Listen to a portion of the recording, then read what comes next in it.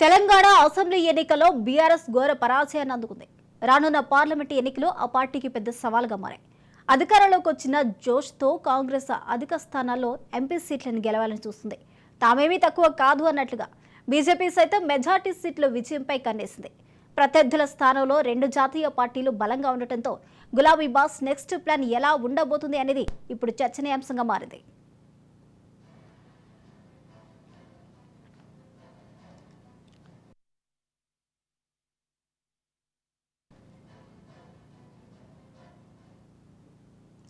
కాంగ్రెస్ బీజేపీలకు అంతగా ఆదరణ లేకపోయింది అంటూ ఢిల్లీ రాజకీయాలపై గులాబీ బాస్ కన్నేశారు.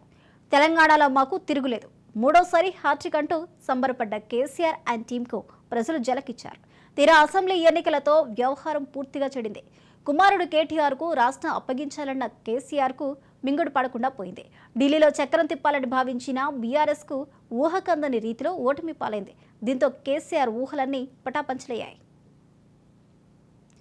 గతంలోనే నేను చెప్పిందే గులాబీ శ్రేణులు వినాలన్న కేసీఆర్ తీరు సైతం రివర్స్ అయింది.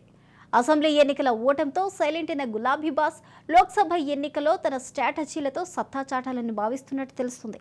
లోక్సభ ఎన్నికల అభ్యర్థుల విషయంలో నేతల కార్యకర్తల అభిప్రాయాలను తెలుసుకుని బలమైన నేతలను బరిలోకి దించాలన్న నిర్ణయానికి వచ్చారు. అందుకోసం పార్టీ సన్నాహ సమావేశాలను ఏర్పాటు చేసింది. ఎవరైనా అభ్యర్థి విషయంలో ధైర్యంగా తన అభిప్రాయాన్ని చెప్పుకునే అవకాశాన్ని కల్పించారు.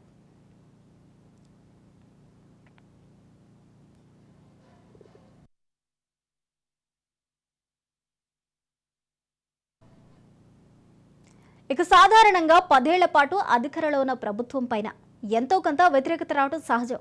కానీ బీఆర్ఎస్ పార్టీకి మాత్రం పూర్తి వ్యతిరేకత రావడం, ఊహకందని ఫలితాలు రావడంతో ఇన్నాళ్లు మౌనంగా ఉంటూ అధిష్టానం మాటకు కట్టుబడి ఉన్న నేతలు పార్టీ కార్యాలయంలో జరుగుతున్న సమీక్షా సమావేశాల్లో అధిష్టానానికి తమ బాధలు చెప్పుకుంటూ పార్టీ నిర్ణయాలను, నేతల తీరును ఇండైరెక్ట్గా ఎండగడుతూ మనసులో ఉన్న అసహనాన్ని వెళ్లగక్కుతున్నారు.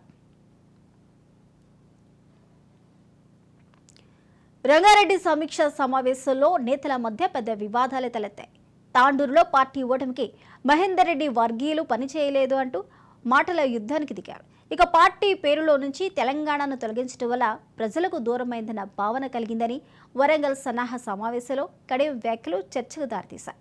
టీఆర్ఎస్లో తెలంగాణను తీసేసి భారత్ను చేర్చడం వల్ల బీఆర్ఎస్ తమది కాదన్న భావన ప్రజల్లోకి వెళ్ళిందని, 1-2% మంది ప్రజలు అలా భావించి దూరమై ఉంటారని భావిస్తున్నట్లు ఇది ప్రజల అభిప్రాయం అంటూ కేటీఆర్ దృష్టికి తీసుకొచ్చేశారు. మహబూబాబాద్ సన్నాహ సమావేశంలో రేగా కాంతారావు వ్యాఖ్యలు వివాదాస్పదంగా మారాయి.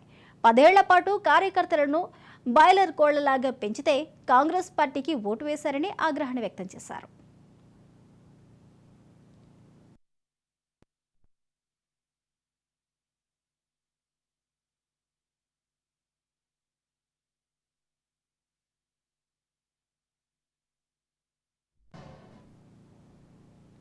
బీఆర్ఎస్కు ఓటములు కొత్త కాదని, ఈ ఓటమి కేవలం స్పీడ్ బ్రేకర్ మాత్రమేనని, 10 ఏళ్ల పాటు విరామం లేకుండా పనిచేసిన కారు మరింత స్పీడ్గా దూసుకెళ్లేందుకు ప్రస్తుతం సర్వీసింగ్కు వెళ్లిందని, షెడ్డుకు వెళ్లలేదని కేటీఆర్ అన్నారు. 10 ఏళ్ల పాటు పాలన మీద దృష్టి పెట్టి పార్టీని పట్టించుకోలేదని, అందుకు తనదే బాధ్యతని చెప్పుకొచ్చారు.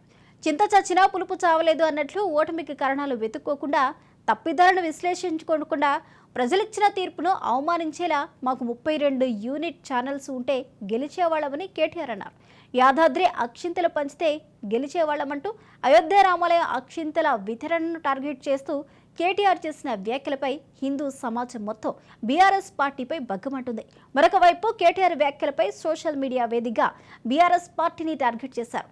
కేటీఆర్ ప్రజలు ఇచ్చిన తీర్పును గౌరవిస్తూ తమ ఓటమిని ఒప్పుకోకుండా ఇతర అంశాలపై, ముఖ్యంగా హిందువుల మనోభావాలు దెబ్బతినేలా చేస్తున్న వ్యాఖ్యలు, వ్యవహరిస్తున్న తీరు, దాని ప్రభావం వచ్చే లోక్సభ ఎన్నికలపై కూడా ఖచ్చితంగా ఉంటుందని రాజకీయ విశ్లేషకులు అంచనా వేస్తున్నారు.